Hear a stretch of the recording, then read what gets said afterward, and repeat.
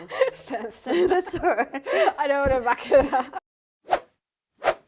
Hi everyone, Miranda here. So today I'm joined in the studio by the lovely author of Dance Demons, Juliet M. Sampson. Hi, it's great to be here. How are you today? You good? Good, yeah. Good? It's really great to be here. You excited? Yeah. You came in studio ready to go, and I have to say I love what you've done with this. Thank you. I thought I'd bring along a few things about dance. I love it so much. Like this disco ball, I could call it a disco ball, or futuristic crystal ball that has a hit with the book. And I love the shoes. Thank you. I thought I'd bring them along for people that don't know what Latin dance shoes look like. A bit of bling. And of course the dance. Yep, the dance has to come along with that as well. And the bag and the 2 books as well. Yeah, they're my first 2 books came along as well. I'd like to ask you, tell us about Dance Demons, plot, characters. Tell us about your book. Dance Demons is a story about mystery, murder, dance and romance. Stephanie, the main character, her boyfriend's tragically killed and she doesn't know what to do with life anymore, so she decides to take up Latin dancing. It's set in Melbourne and yeah, you might relate to some of those things. I love it so much. Maybe in Richmond or Carlton. So yeah, and a story kind of about friendship. What I really loved about Dance Demons was the way I could really relate to the character of Stephanie, and especially because it's set in Melbourne, things like I was reading it on the train, and when I stopped at Richmond Station, it was exactly at the chapter where Stephanie was at Richmond Station. I'm like, oh my gosh, Stephanie is here at exactly the same time I'm reading this book.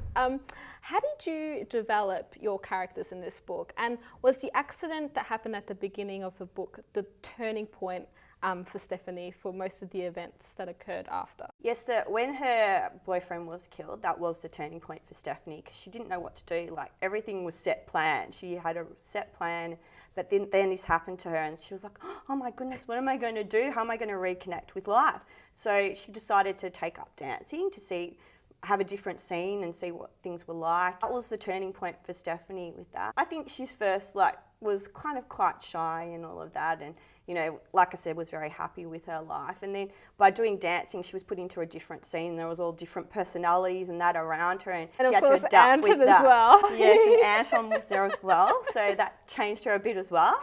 But yeah, all the different personalities of the other girls that were dancing. This book is all about dancing. How did you research for the novel, and how did dancing become such a large part of it? Myself, I've danced a long time. I used to dance as well. Oh, there so we go. When you brought this stuff in, I got really excited. It just reminds me of my past. Oh, I love talking to other dancers. When I was younger, I used to do jazz, ballet and tap. Same! Oh, cool, awesome. We have okay, all the different shoes, you must not go there. Yeah, and then at university I did contemporary dance and I've done a bit of choreography, and then later on I did a bit of Latin as well. Oh, so fantastic. Always exposed to the dance. So you brought that Latin dancing really into the character. Well, I know about all the steps and that, so it made the research very easy because I was in that world, and I just love movies and stories about dance, like Billy Elliot, Strictly Ballroom, Dirty Dancing, and I just thought, well, no one's ever done anything on Latin dance, and I thought, wow, it'd be great to bring a story to introduce that style to the world. So, yeah, and definitely the events that came off the dancing as well. The way you brought dancing to be the major theme was just really interesting because we haven't had a lot of that in YA books before. No, and I think dance is very important, and yeah, I wanted that in a YA book too, and in Australian setting as well. So. Yeah, I thought that was great to do. Who's your favourite character in Dance Demons? Well, I would have to say Stephanie, because she is the main character and we follow her journey. There we go. But Madame Farrell is very close behind. Yeah, she's pretty cool. Yeah. She's pretty cool for the times that we get her. That whole mystical thing as well, how did you research into that? I just really wanted to have a fortune teller in the book, because sometimes when a lot of people get lost in their life, and that's Stephanie, that's what happened to Stephanie. So she wanted to find answers. She didn't know what to do. So one way to find an answer was go and see Madame Farrell. So, I mean, I've strolled around a few crystal shops and that too, and just been fascinated. So I thought that was nice to put in there as well. Bring it in a bit as well. It's an interesting character, Madame Farrell. What's your favourite moment in this book and why? My favourite moment in the book, I think, is probably the readings with Madame Farrell. I found them very interesting because she talks to how animals are related maybe to people in the book, but still Stephanie's still confused. She's still, because this book's about mystery, she still doesn't really know where this is all going to, but I won't say anymore because we don't want to make the whole story. For anyone. So yeah, so you know, people go to these fortune tellers to try and help find answers, but Stephanie's still a little bit confused. When you brought in all that mystical stuff, and especially to do with Anton, at the beginning, I originally thought that this book, Anton was going to be, you know, have some sort of strange superpower. I didn't know really? what was going Okay. on. And then as the book progressed, you're like, oh, whoa, and this whole backstory on Anton comes out and his brother Bruno, and you're like, whoa. Did that occur when you first had your thoughts about this book? Yeah. Did you come up with that backstory prior? No, it's kind of came into it with all these other parts with Bruno and that as well. Like originally it was maybe just going to be one brother, but then it added more to the story to have a second character having the other brother as well, and just develop from there, and then going to different places. Like I went to an exhibition on the Incas, and so that kind of came into the story, as you know, as well. Yes. So you use that as your research as well while writing the book. Definitely. Like I always keep my mind open when I'm writing the books. I don't definitely have a definite answer how it's going to end, so it just makes it more interesting, I guess. Yeah. Who's your other favourite side characters apart from Stephanie? Did you like Eve when you were writing her? It's really funny because I think in like always you love all your characters, even the evil kind of characters, because you've got to work with all of the characters. They're all quite different, as you know. Emma, I quite even like Emma because she's yeah, I really liked her. She was always there for Stephanie as well, and I love that friendship. It was beautiful. Yeah, like you said, she's a really close friend. She's the person that tries to help her solve the mysteries. And yeah, and Eve was thrown in because she's a very different kind of a character, which I think some people can relate to in different kind of ways. She just wants everyone to be her friend. She's always trying to fit in, but we'll leave that one out too as well at the moment. Won't tell anything into about that. What did you think of also Lance? Lance was I a very felt a little interesting sorry for character. Yeah. Apart from Anton, he was probably my second favourite.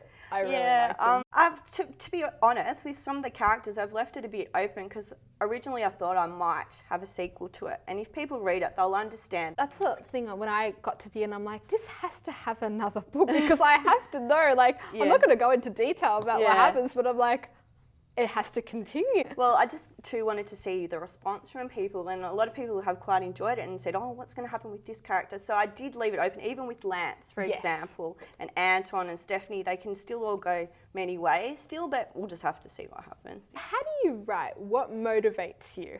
To be honest, when I write, I usually write for about 4 to 5 hours a day. Ooh, I try to do that as much as I can. Yeah, I might have a cup of tea or whatever, and then like for inspiration or just to get out of my room, because you know you're in your room all the time. I might go for a walk on the beach, or I go do dancing as well to escape from it all. So yeah, I'm very dedicated to my work. So like I said, I try to work every day and write, but yeah, get out there too and get inspiration from the world around and use that in my storytelling as well. And do you drink tea or coffee? I ask all the authors this because they always have interesting answers. Okay, well, I do like both. I do like tea and coffee. Okay. But I am a big fan of coffee at the moment. Coffee? So probably a bit more coffee at the moment. Okay, what type of coffee? I usually have a weak skinny latte. Okay. But I try to go for the cafes that have the pictures on top. There we go. I love it. What tea?